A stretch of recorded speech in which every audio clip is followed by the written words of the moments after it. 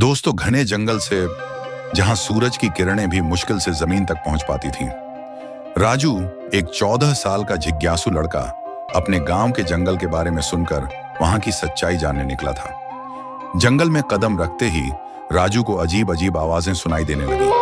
कभी किसी पत्ते के गिरने की आवाज, कभी किसी जानवर की डरावनी गूंज। अचानक उसे एक पुराना लकड़ी का घर दिखा। राजू ने अपने आप से कहा, क्या ये वही घर है जिसके बारे में दादी ने बताया था, जहां लोग जाते हैं लेकिन लौटते नहीं? वह हिम्मत करके उस घर की तरफ बढ़ा। जैसे ही उसने घर का दरवाजा खोला, एक ठंडी हवा का झोंका उसके चेहरे पर लगा। घर के अंदर घुप अंधेरा था, लेकिन सामने एक लालटेन जल रही थी। लालटेन के पास एक चिट्ठी रखी थी। अगर तुम सच्चाई तक पहुंचना चाहते हो तो पीछे मत देखना। राजू थोड़ा डरा, लेकिन उसने चिट्ठी उठाई और आगे बढ़ गया। अचानक घर का दरवाजा जोर से बंद हो गया। राजू का दिल जोर जोर से धड़कने लगा। तभी उसे एक हल्की सी हंसी सुनाई दी।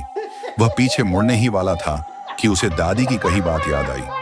जंगल की सच्चाई जानने वाला कभी हार नहीं मानता। उसने साहस जुटाकर आगे बढ़ने का फैसला किया। रास्ते में उसे अजीब चिन्ह दिखाई दिए, जो उसे जंगल के और अंदर ले गए। जंगल के बीचों बीच एक बड़ा पेड़ था, जिसके नीचे एक रहस्यमयी पिटारा रखा था। पिटारे पर लिखा था, तुम्हारी हिम्मत ने तुम्हें यहां तक पहुंचाया, अब इसे खोलो और जानो जंगल की सच्चाई। राजू ने पिटारा खोला तो उसमें एक दर्पण रखा था। दर्पण में राजू को खुद का प्रतिबिंब दिखा और साथ ही शब्द उभरे, हर डर को पार करना ही असली सच्चाई है।